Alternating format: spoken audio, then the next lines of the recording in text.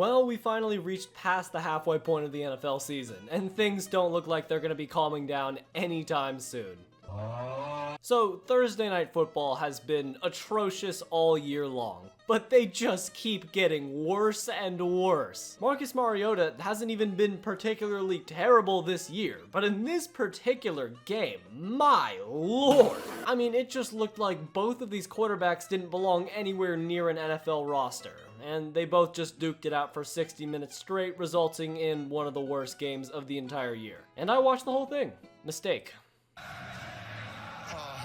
The Bucs and Seahawks was a very interesting matchup going into this game, because both of these teams were surprising everyone for completely different reasons. And after a few quarters, it looked like the Bucs offense had been getting back on the track. Leonard Fournette and Rachaad White, as well as the rest of the run game with the offensive line, was starting to get going, and then things fell apart. Like I said, they did take a commanding lead up 21-3 at one point, but you never ever count out Geno Smith, and he rallied the Seahawks back just to give Tom a little bit of a scare. But unfortunately, it wasn't enough, and truly we didn't learn anything new about these two teams. The Bucs are still inconsistent and volatile at best, and the Seahawks have Geno Smith, so they're still Super Bowl contenders. Am I just the only one who's so confused why Justin Fields was able to just become good in the middle of the year? I watched almost every Bears game all the way through for like the first 6 weeks, and most of the time it looked like Justin Fields was just uninterested with football as a whole. But now, the man is just prime Lamar Jackson. I mean, no one can stop him on the ground. That's 2 weeks in a row with over 140 rushing yards.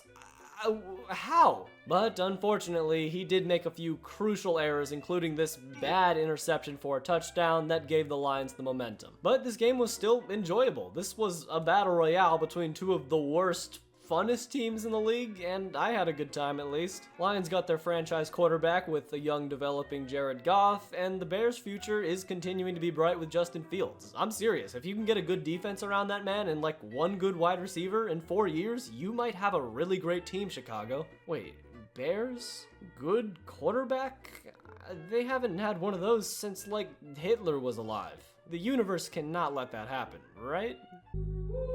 Yeah, the Dolphins are just on fire right now. If you want to beat the Dolphins, then you gotta drop at least 40, because Tua, Tyreek, and Waddle are just going to run you out of the stadium. And that's exactly what they did with the Browns, who are still in the Ben Roethlisberger waiting room, and they're just not very good without him. The run game never got going, the protection wasn't great, the defense didn't play well, they're just not a very good team right now. Let's ride. First, let's have a moment of silence for those who decided to attend this game in person. I'm truly sorry. And I really hope there weren't any children there to watch Russell Wilson play football, because that would be mentally scarring. My God, can the Broncos not play football? But we kinda already knew that, and the Titans, who were in a one-on-one rock'em sock'em match with the Chiefs last week, struggled with the Denver Broncos. I want to be confident in the Titans, but if you can bottle up Derrick Henry, they really have no other weapons. Maybe if you gaslight yourself enough into thinking that, oh, Tannehill will be 100% healthy, and then Derrick Henry will have more holes to run, and whatever. You're gonna win your division, that's all that matters. So, here we go again. For almost the entire game, the Bills, who were plagued by injuries going into this game, held a commanding lead over the Vikings. But unfortunately for said Bills, Justin Jefferson, Dalvin Cook, and Kirk Cousins had a bit of a problem with that, and decided to rally a crazy comeback into getting themselves back into the game.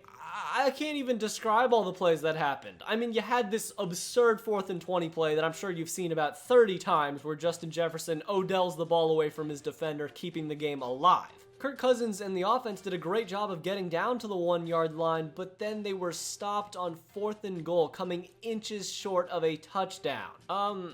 But once again, oh God, I don't even know what to say. The miracle at the Meadowlands returned as Josh Allen fumbled the snap and the Vikings got it for a touchdown. I've never seen anything like that in my life, ever. And the most bizarre part is, we're not even close to the end of this game. Because with math, analytics, and God against the Bills, they drove down the field anyways and got into chip shot field goal range for Tyler Bass to send the game into overtime. Now, if you say the word overtime and Bills in the same sentence, then Yeah, but the Vikings ended up winning the coin toss and drove down the field with ease. Multiple Dalvin Cook runs as well as a Justin Jefferson catch later, and the Vikings looked to end the game. But the Bills had other plans as they stopped them from scoring a touchdown, forcing a field goal. This allowed Josh Allen one more chance, and he was not going to let the mistakes that he once made come back to haunt him. Then he got one more pass, and that pass was intercepted. Okay, that's fun. That's 2 games in a row that the Bills lose where Josh Allen just goes to the press and says it was all his fault. And honestly, some of it was. I'm worried that injuries just might be the death of this Bills team, because they still have the most talented roster in the league to me. But if you can't close games out, then does it really matter? This was the game of the running back, Saquon Barkley and Dameon Pierce, 2 amazing running backs who are their team's offenses. And although they did both do their thing, the Giants just have a better, everything else than the Texans, so they were able to win the game. Not much else to say. I mean, the Texans might as well just forfeit before all the games they play. That's too easy!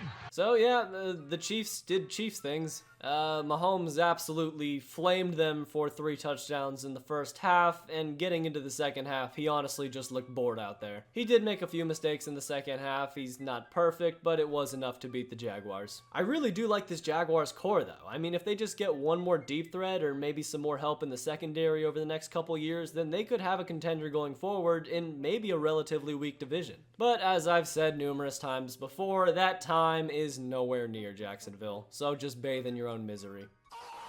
Dude, the Saints just frustrate me. They suffer heavily from Andrew Luck syndrome, a team that just does not know what to do after moving on from a franchise quarterback. This carousel of no-name dudes who can barely toss the football outside of 4 yards is not going to work to win games. I know, the injuries have just continued to pile up, and it's not going to get better. So how are you going to respond to that? I don't think Dennis Allen is the answer. I don't think Jameis or Andy Dalton or, well, Taysom might be, but I don't think any of those guys are going to help you in the future. Now, I'm talking about the Saints, but I might just damn near be talking about the Steelers as well. They played a good game, and with TJ back, their defense did look a lot better. Now, you just got to get Minka back, too. The best thing you can do this year, Steelers, is ruin another team's playoff chances, because yours have been gone for a while.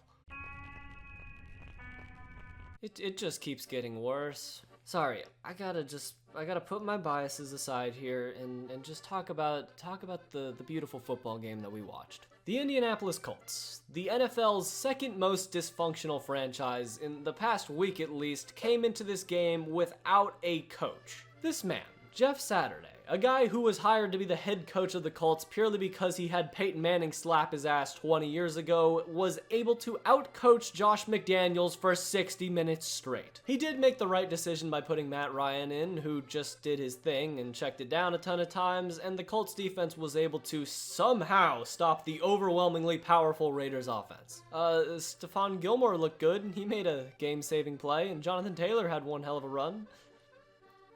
We don't care. Let me tell John Wolford vs Colt McCoy.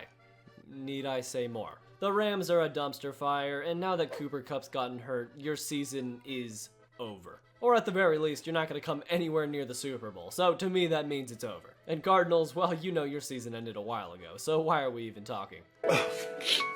Look, it's never easy to go into Lambeau and come out with a win, and the Cowboys proved that fact pretty clearly today. On all measures of statistics and just the eyeball test, the Cowboys are a much better team than the Packers. But, Aaron Rodgers can throw a damn football, I'll tell you what. And he didn't do much of that for most of the game, as they were able to just use Aaron Jones and A.J. Dillon to whittle the Cowboys down to get them soft enough to throw it over the top. The Cowboys did fight hard though. Dak Prescott looked a lot better than he had in the past, and with Ezekiel Elliott still injured, Tony Pollard was able to continue to spearhead this Dallas rushing attack forward. But you really still should have won this game, Dallas. Why would you ever go for it here? You're telling me that there is a better chance that you go for 4th and 4 on your own 40 than kicking a 53-yard field goal? I mean, I guess this is some like symbolic return thing for Mike McCarthy. I don't know. I don't get it, but Packers fans probably got a good laugh out of that call. And once again, Mason Crosby brought his old wrinkly ass onto the field to kick a game winner. I don't know, there's something about the Cowboys and the Packers. It doesn't work out for you, Dallas. Never does. Hey, yo, what the f? I feel like I can't really judge this game too harshly because the Chargers still just have so many injuries and they are a far cry of the team that we projected them to be early in the season. Regardless of their health status, the 49ers came in and beat them pretty handily. It wasn't a blowout by any means, but it looked like they were in control of the game during the entire affair. This was a basic 49ers formula to win a game. The defense was bruising as always, the run game and O-line did enough, and Jimmy Garoppolo didn't completely throw. I would say just get healthy, Chargers, but it's a little too late for that, I'm not gonna lie.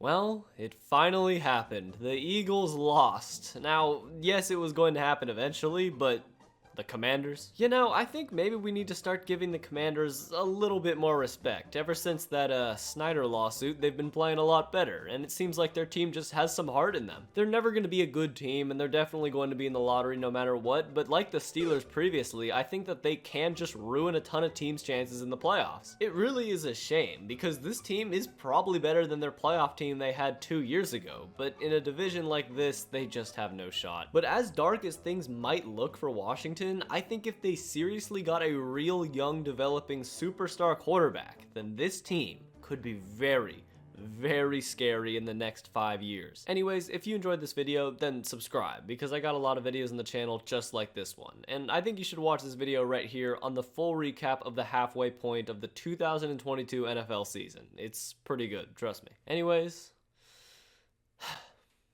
until next time.